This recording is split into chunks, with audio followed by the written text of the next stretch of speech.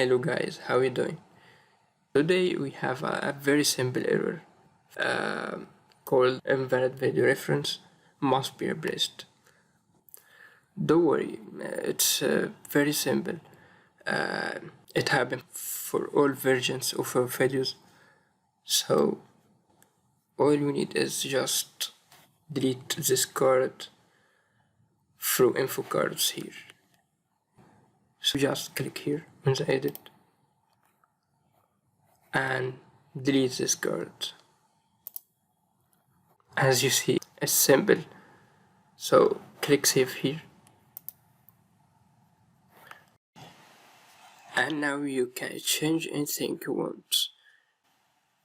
Here I wanna change this video audio.